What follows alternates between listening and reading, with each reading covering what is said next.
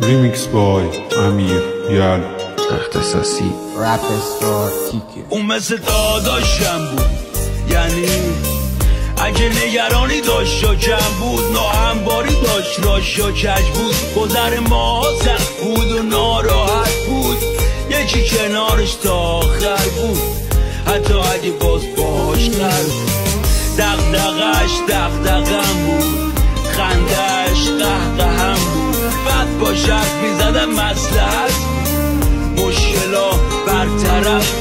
در حد توان بهش یاد دادم، در حد سوادم که اگه خیلی ها برنده نباشن ولی پیروزن، خسته نباشن.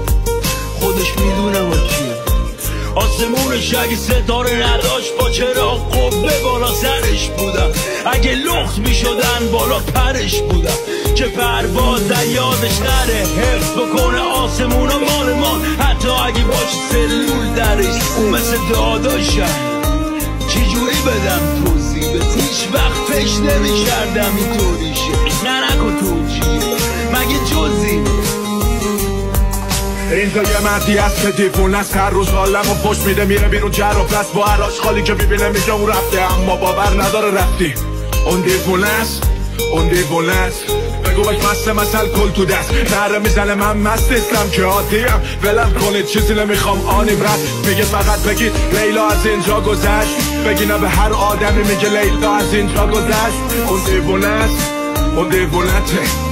بگو بهش ما هم خسته شدیم نمیدونیم کنیم باور، نره های ظهر یا که گریه های شب جلوی عکس مادر نداره مونف یه خواهر. بعضی شبا چشا درشت بیدار، بعضی شبا دم پنجره صدا توپق میاد، بعضی شبا لبخند مخ سلام، منم یه دوست نواخ نه سلام، منم یه دست عبرت با خودم بدم والا دست به خیرم، عشق میکنم به خنده چرخ، خدا نرسید چیکون رفت به جلدم، چقدرم راضیم دادا، بچه مستطا بگاه میرن دادا، و همه چیاره گفتیم جایی نه بابا، باور رو رفتی ناشتت داره.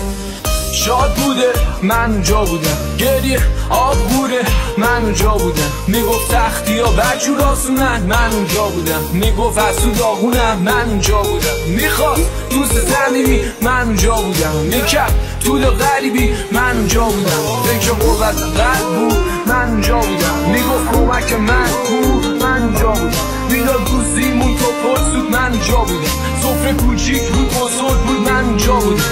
احساس عشق میخواست من اونجا بودم، چه سالم چه بیمار من اونجا بودم، که خشم شدم رحم نبود جون، ترس بود که جنگی بودم غرق تو خون، شهر تو مشبند پشتم ما درون بود، نقش داشتم رنگی بودم اما کدوم بود، مشتی دیدم جای دیگه زندگی چی دیگه، سه حرفی این باد بود نه قصه ای افیدی هست، زندگی یه حادث است با تنت شکل مبهم و ساختم یه